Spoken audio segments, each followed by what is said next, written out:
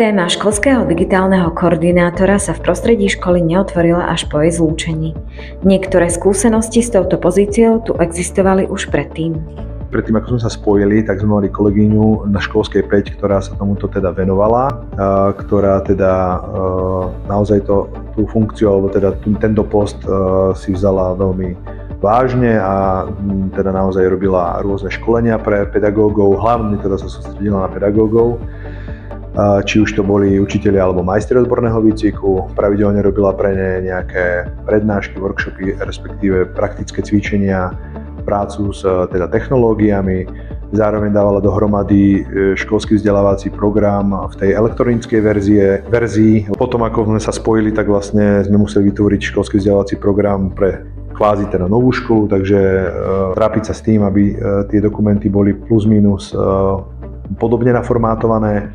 Takže tak, ako má význam mať školského psychológa a mať ten školský podporný tím, prípadne mentora, tak má takisto opodstatnenie mať aj toho školského digitálneho koordinátora, ktorý, pokiaľ nemá polovičný úväzok, ale celý úväzok a môže sa plnohodnotne tomuto venovať, tak tým pádom vie tie svoje činnosti smerovať nielen na pedagógov, ale napríklad aj na žiakov. Keď škola pracuje systematicky a smerom k žiakom a pedagógom, dokáže lepšie zvládať aj zásadné zmeny. Dôležitou súčasťou tohto procesu je otvorená komunikácia s rodičmi. Veľmi dôležité práve to zlúčenie alebo spájanie veľmi dôsledne a detailne odkomunikovať verejnosti. Ideálne je to počas dní otvorených dverí, respektíve cez webovú stránku, možno nejaké video, alebo takisto napríklad, keď sa deje nejaká propagácia školy na verejnosti. U nás napríklad to bolo v obchodnom centre Európa nedávno, kde teda bola propagácia viacerých stredných škôl v Banskej Bystrici. No a tam odznelo aj to, že teda niektoré tie odbory, ktoré si ľudia mysleli, že zaniknú, tak nezanikli.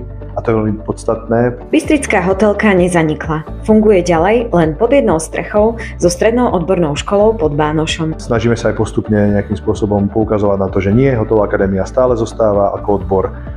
Dá sa študovať. V podstate sa nezmenilo nič aj pre tých žiakov, lebo na tej školskej 5 zostávajú tak študovať, ako študovali. Sú tam tie isté odbory, ktoré tam boli.